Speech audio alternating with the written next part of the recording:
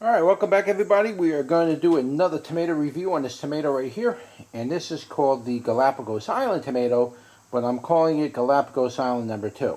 So what I'm doing is I'm buying a variety of different Galapagos Island tomatoes that are being sold in the market now.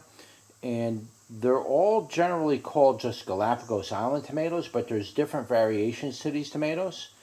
And so I'm acquiring all these different variations that are supposedly from the Galapagos Island. And we're going to, one day I'm going to get them all grown in one shot. And then we can see the differences of all these different variations of these tomatoes. Now, I already sell the Galapagos Island tomato on my website, but that's basically like a cherry-sized tomato. And that tomato variety is, it's pretty much, if you ask me, it's already been domesticated with regular Solanum persicums. These are supposed to be Solanum cheesmanii, but the seeds that I have for the original ones, it's been crossed over with a persicum. So at some point, it's probably a Solanum persicum variety cheesmanii or something like that, if you were to go to the full name of it. So it's already crossed over. But this is a variety that's said to still be somewhat of a true variety, of the true species of Solanum cheesmanii. Now keep in mind, there are two endemic species on the islands of the Galapagos. And one is what I refer to as the major version, which is like what we're getting our seeds from for the cherry-sized tomatoes. And mostly what you see in the marketplace is from the major variety. And that major variety grows up in the highlands of the islands and everything. And then there's, of course, the minor version, which is the one that grows at lower elevations, closer to the seashore. And that's a totally different variety of tomato. This is what we're talking about here, and these other tomatoes that I'm referring to, Galapagos 1, Galapagos 2, Galapagos 3, Galapagos 4. All these tomatoes are known to grow in the higher lands away from the seaboard. So just keep that in mind when we're talking about the Galapagos Island tomato. So this is Galapagos number 2. This is a particular variety of seed that I acquired that is said to be slightly it's said to be of true origin, but from my observations, it's slightly different than some of the other Galapagos Island tomatoes that I've seen out there. So I am seeing that aspect in this tomato. So I just simply call it Galapagos number 2. So let's take a closer look at the tomato.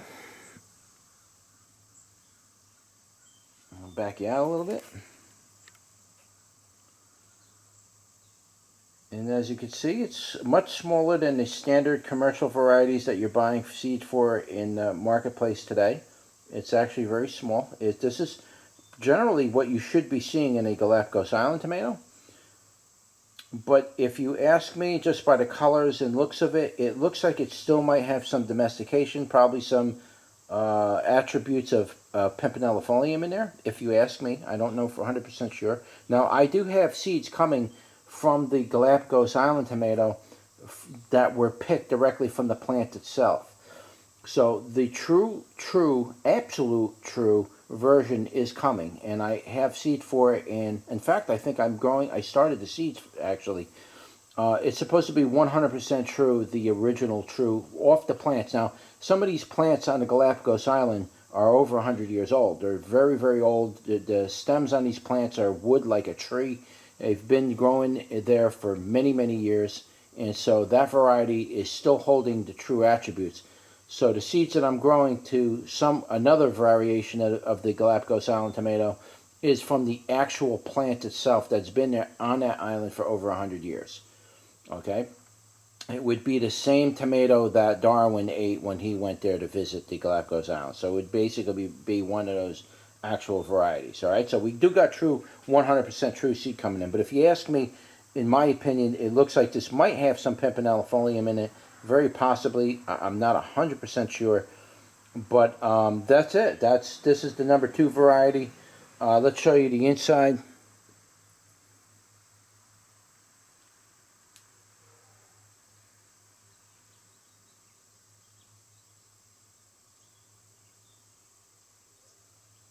Okay, that's what it looks like on the inside.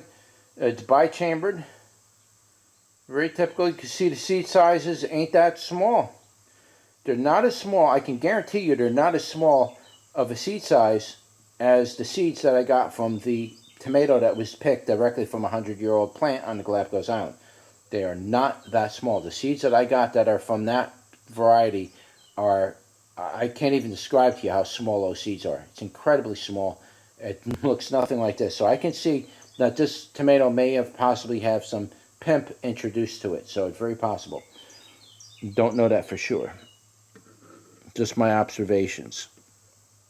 Okay, so in general, I have been weighing the tomatoes. Now, this is a tomato. Generally, we don't have to weigh because you can kind of see by the size of it, it's not going to weigh that much. But just for the general sake of the video, we are adding some of the weights now to the videos. So we're going to take that, if it even picks it up. And we'll see if any weight shows. In fact, this tomato is so light, it's not even registering. So that means that the tomato itself, we'll put 2 of them on the scale, see if it picks that up. Okay, so 0.2. So 1 tomato is literally 0.1 of an ounce. That's how light that tomato is, all right? So just keep that in mind. That's typical for pimps. Normally we don't weigh pimps, but just for the sake of the video, we did. All right, so let's do a bricks on that and see where we stand. And again, the bricks is for you guys who buy tomatoes based on bricks numbers, which I'm going to start including in my descriptions on my website too, by the way. But again, the reason why I don't really do that is because bricks, it can be manipulated just by changing the way your soil is. And you could get your tomatoes to get sweeter by adding lime, for example, and adding other forms of rock dust. So you can really pick up your sweetness on those tomatoes. Wow. Holy smokes. This one's really high on the scale. This one is up there about 8.5 on the scale, which is the highest, one of the highest tomatoes I had this year. This is going to be extremely sweet, and it's going to be very interesting to taste this because I haven't tasted any of these tomatoes, so this is going to be a new experience for you and me, and we're going to get to see what this tomato actually tastes like.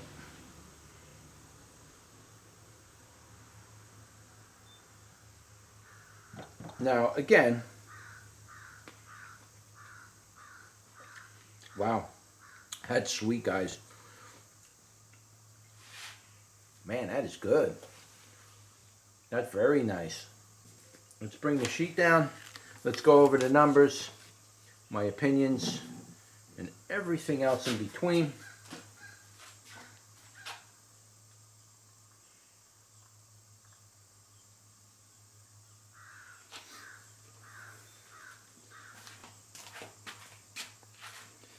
All right, so let's go over the numbers. First of all, the sweetness was extraordinarily high. It was very intense, but not overwhelming. So if I was to give this a number on a scale of 1 to 50 with the sweetness, I'm going to say the sweetness was probably about a 38 on the sweetness. It was pretty high, but it was very short-lived. I'm not sure if it's the type of sweetness that it is. It came in, you tasted it really sweet, and then it vanished right away. You lost the sweetness is evaporated almost. It's just sweet and then gone. So it didn't like overwhelm your palate like you're eating a hunk of sugar. But it was strong. The attribute was very strong in the beginning. I might even drop that number to like a 37. So the sweetness was quite high, and it was a very delectable type of sweetness to it. Okay, the tangy part of it, tangy was pretty good. I'm going to say the tangy was probably somewhere around 33, maybe 34 with the tangy. It wasn't overwhelmingly tangy, but it was nice. It was a little bit less than the sweetness. So the sweetness had a very strong influx when you first eat it, and then dissipated really quickly. Whereas with the tangy, it's still there. So the sweetness came in with the tangy, and it was kind of gone. Kind of did something like that. So it was a little bit higher than the tangy, but for a very short period of time. Now the tomato flavored, this part is slightly disappointing to me, but expected. Like I just said to you earlier, I'm under the inclination that this tomato, this particular variety, had probably crossed over with a pimpinellifolium. And so pimpinellifoliums generally have a certain type of flavor and everything with it. And this tomato more than likely crossed with a pimpinellifolium. Okay, that's the only way I can put it. Solanum cheesmanii, any of the true Galapagos Island tomatoes, any of the Solanum cheesmanii, they have a very unique flavor to them. And this tomato did not carry the flavor of the Galapagos Island tomato, in my opinion. It carried more of a flavor of a pimpinellifolium, pretty much. But the flavor was very nice. It tasted very tomatoey, slightly exquisite, but not. It did not taste like Galapagos Island tomato. Absolutely not. It didn't carry that attribute. So, and I know for sure, and I know for a fact that the island is has been getting inundated with pimpinellifoliums for the last several hundred years. And so those tomatoes have been crossing over with the Galapagos Island tomato. That has been happening for a very long time. It's not suddenly it's happening. It's been going on for a while. And so you are going to get some of these, more of these subspecies of this tomato pop up. So the flavor, to me, as far as I'm concerned, on this tomato was not carrying the true Galapagos Island tomato flavor. I can taste the pimp in there, basically. But the flavor was good. Now, if I'm going to rate the flavor, just based off of that, just aside from the disappointing fact that it wasn't a Galapagos Island flavor type flavor, I would definitely put this number flavor-wise up there about 6.5. It was a nice flavor. Typical type of flavor you would get from a pimp.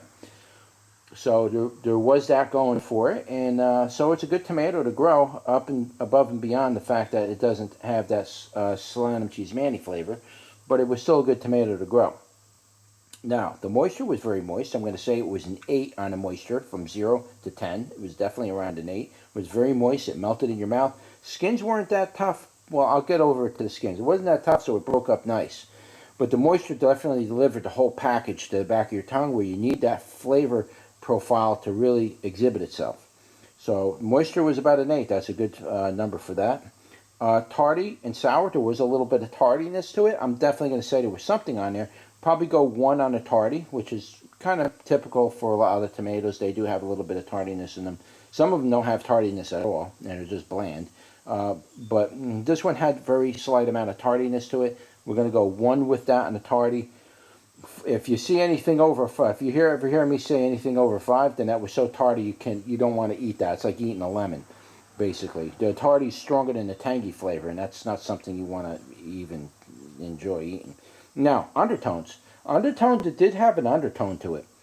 It didn't taste like Solanum cheesmanii, and it tastes like a pimp, but there was a little bit of a wild undertone to it, very slightly. So there was something a little going on there that was different. I can't quite place the flavor. Did it taste like a berry? Did it taste like a piece of steak? Did it taste like a potato chip? What did it taste like? I can't describe it. It comes and goes very quickly, but there was a slight undertone to it, and it wasn't very strong, and it came and went very quickly. So there was some kind of an undertone there to it. So I'm going to give it a 1 for the undertone. There was something there. It was short-lived, came and gone. It wasn't an unpleasant experience. It was pretty nice, but it was very small, slight, and minute. You'd have to eat handfuls of these tomatoes at once to try to really grab a good sense of that undertone. And maybe one day in the future I will try to do that, just to get the feel of that undertone of what I can relate it to. But yeah, there was something there. And of course the texture was nice. The texture was pretty firm. The skin seemed like it broke up pretty good with the tomato. It didn't give me a hard time. Didn't stick to the roof of my mouth. It seemed pretty good. It seemed a little better than most pimps, because a lot of times pimpinellifoliums, you bite them up, they pop in your mouth, and then that skin is left and it sticks to the roof of your mouth. And you get that a lot with pimps. This particular one didn't really do that. It kind of broke up with the tomato, and you were able to swallow it, didn't stick to the roof of my mouth. And the texture of the tomato was very smooth. It was delectable, and it melted in your mouth, basically. There's not much meat in there, but it was just like, put it in your mouth, and like a split second later, it was gone, basically. So as far as the texture on that thing, I'm going to go middle of the road with that. I'm going to say a 5. Wasn't nothing special, but nothing bad, and the skins broke up, so we're good to go. So I'm going to go middle of the road. As far as production goes, it was a pretty good producer for a pimpinellifolium, if you ask me. Even though it's technically not a pimpinellifolium, it is still considered a Solanum cheesmanii variant pimpinellifolium, or a variety pimpinellifolium. In my opinion, the production was a little lower than average. It probably could have did a little bit better, but then again, the plant's still growing and it's still putting out fruit. It seemed like it started putting out fruit production a little bit later in the year. It's starting to get a lot of yellowing. These tomatoes are ripening up, yellowing type tomatoes now, whereas most of the season it didn't really have anything. It just, other pimps were already popping, and this was still having nothing but green tomatoes. So it seems like a later season type of producing tomato, and I didn't get a whole lot in the beginning, but maybe towards the end of the year I'll end up with a lot more tomatoes. So it's kind of skimpy on the tomato production early. So maybe in the later part of the year we'll see an uptick in the ripening and production of these tomatoes.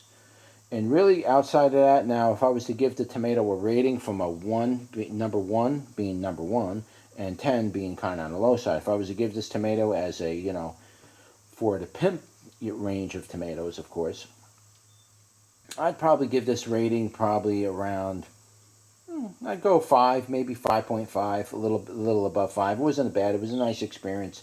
The only thing was I was a little bit disappointed with the flavor part, not having any form of Galapagos Island tomato flavor in it, and tasting more like a pimp than a Galapagos Island tomato. So I was a little bit disappointed on that, but nevertheless, it's still a good tomato to grow, and it's a good centerpiece. You could talk about them.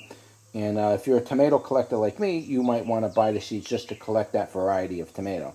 And that's generally what I do. And I grow them out, and I get the seeds, and I sell them to you guys. So I would probably classify it as a 5.5 in a scale of basically a 5 is an average tomato variety, and the pimpinellifolium area it wasn't quite as good as some of the other pimps that I grow. So it was good, but I have other pimps that I'd rather grow, to be honest with you. I grow mainly for the interest, but I'd rather grow the other pimps for flavor if I'm going to go that far. So basically, that's how I stand with it. All right. Now, keep in mind too. I'll also keep in mind, guys. These reviews are generally based on eating these tomatoes raw. Once you start to cook these tomatoes and process the tomatoes, the flavors and the whole arrangement of everything really starts to go out of skew. And so you're really going to change a lot of things. The only thing that doesn't really change are the undertones, and in general, once you cook the sauce long enough, even the undertones start to come out of it. So you start to lose that, and everything just starts to taste like tomato sauce, basically. So just keep that in mind. Most of these reviews, we're really concentrating and referring to them in a raw sense, okay? That's where you're getting all your dynamics and flavors. Once you cook them, it's all out the window. It kind of changes from there. Most of it is, anyway.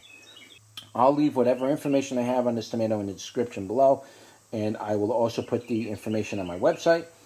Keep in mind, if I do any updates to the description, I don't normally change the descriptions in the video, so you'll have to visit the website to see if there's any updates in the description there. Make sure you visit there if you're doing research on a tomato and you want to know more about it. Always check the website, because the website is where I'm going to make my changes. I'm not going to waste my time on the YouTube videos. Sometimes I do, and I do it. Most of the time, I'm too busy to go back, and it's just too much work.